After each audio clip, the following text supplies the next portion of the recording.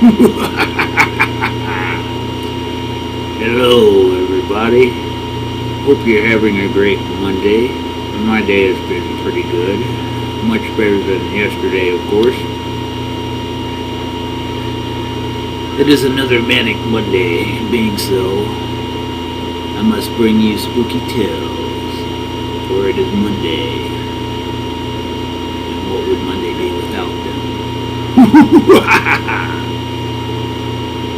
This week is part 2 of haunted places in Georgia. And we start off with Glen, Georgia, St. Simon's Island, the south end. On stormy nights, island folk have reported seeing a small figure with her lantern held high, running through the fog.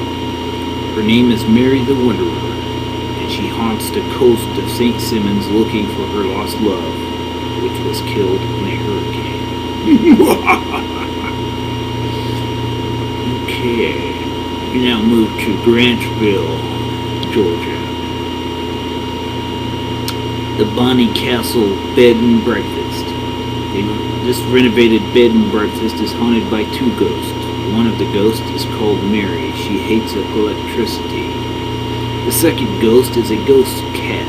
The cat has been seen at least twice in a particular spot upstairs. A young girl once saw a man go up to the gate and asked about him. She identified the man in the picture as one of the original owners. Noises can be heard all through the night, but the ghosts are nice. Then we move to Hawkinsville, Georgia, the Opera House. It is said that ever since the first beauty pageant was held, that every time the winner is announced, the lights will go off, and this is said and heard in a wicked voice. The winner is dead, and then all evil laughing. Voices will follow. And this will happen only if it's Friday the 13th. Being Monday the 13th, I don't think they have anything to worry about. And in Heard County, grave of Mayhaley, Lancaster. Through the years, many people have attempted to steal or otherwise vandalize the grave of a famous psychic Mayhaley, Lancaster.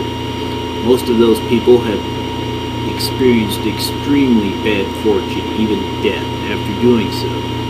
One teenage boy was killed in a car accident after trying to show off for his friends by defiling Mayhaley's grave.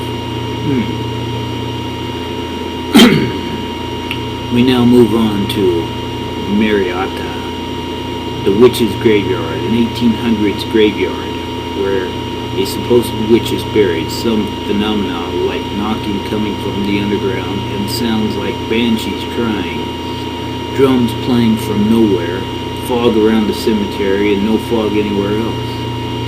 A 15-degree temperature drops from being outside and then stepping inside. Interesting. We now move to Savannah, Georgia. The Hamilton Lily Bridge House. This is said to be the most haunted house in Savannah, and the only house known to have had an exorcism. When the house was being restored in the 1960s, some workmen refused to finish the job because of the strange occurrences, tools disappearing, hearing footsteps when they knew they were alone, and strange feelings. On one occasion, a man was seen wearing a black suit and bow tie in a 3rd floor window when no one was living in the house. Neighbors have also heard a woman scream coming from within the house, and a gray-haired man has also been sighted. Okay, next one is in Savannah, the Oglethorpe House. It is a college dorm, and water has turned on several times. A girl's once taken quarter the sounds of her room after things were being rearranged when she left, and she heard only the door shut when she left. And then shortly after, there were noises of things moving. They were placed in front of room 600 and 601. The place in front of the rooms is where a girl jumped from and committed suicide years before. Thus, if you go through there now, the place has plexiglass all around half of floor 6. In room 416 there are reports of a stool scraping across the floor above and a marble dropping a room. Residents saw on numerous occasions the ghost of a little girl who they believed to be the famous Gracie Watkins of Bonaventure Cemetery because of its similar appearance to the statue. The ghost is seen at night running away and down the hall and turning the corner and move out of sight. She has been seen entering rooms and has been spotted looking at the residents' clothes in the closet. They also report hearing whispers and seeing the transparent girl kneeling beside her bed.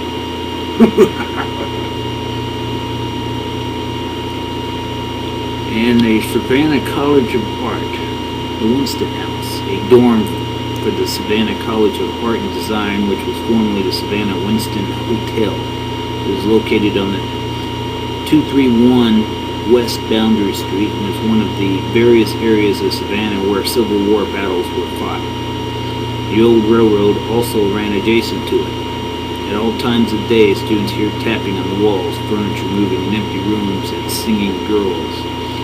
There have been rare occasions of physical contact in which students have reported being touched or grabbed. Sightings are more rare, but they have been experienced.